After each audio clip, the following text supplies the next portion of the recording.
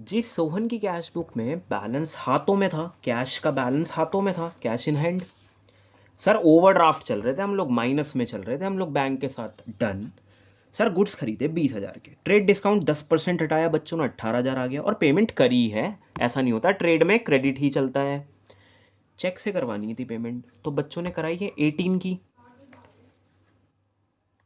मैंने कहा अच्छा कैश निकाल लिया पर्सनल यूज़ के लिए। अच्छा कैश निकाला पर्सनल यानी कि ड्राइंग्स। डन भाई, मुझे शायद पता है और आपको भी पता है सर, कैश हाथ में कम था और ज़्यादा खर्चे करे हैं इन्होंने।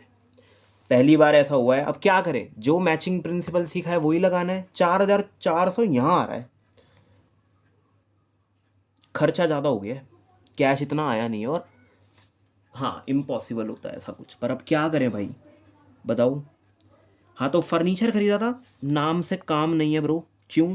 क्योंकि कैश में पेमेंट हो गई है, पर 20% का डिस्काउंट, 3,000 कट गया 12,000 से। देखो, furniture account debit to cash account, क्योंकि वहाँ लिखा है कैश। इसके खर्चे काफ़ी हो गए हैं। अच्छा बैंक चार्जेस कटे हैं भाई, किसके कितने? 500। सर ओवरड्राफ्ट नहीं लिखा मैंने, बैंक चार्जेस ही लिखा है नाम, तो 500 आया। बस फिर एक कॉन्ट्रा एंट्री थी, पर उससे पहले ये है कि गुड्स बेचे हैं। सर इसमें पता नहीं चल रहा था कि मतलब कैश में माने, कुछ नहीं बताया तो कैश में ही मानो। नाम नहीं आया था। 20,000 के गुड्स प्लस आपका मार्जिन। एकदम से मैं यहाँ शिफ्ट करा, कहाँ से? यहाँ से। मैंने कहा भाई यार यहाँ लिखेंगे अब तो 20 का तो मुझे पड़ रहा था, उस पर मार्जिन लगाया 20%। कितना है?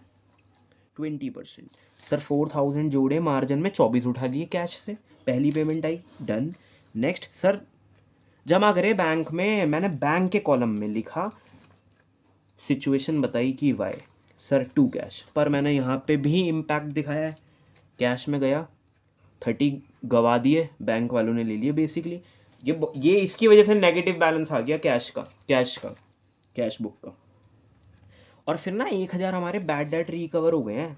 कुछ नहीं बताया तो, देखो ये नहीं बताया ना चेक से आया या कुछ, तो कैश ही माना फिर।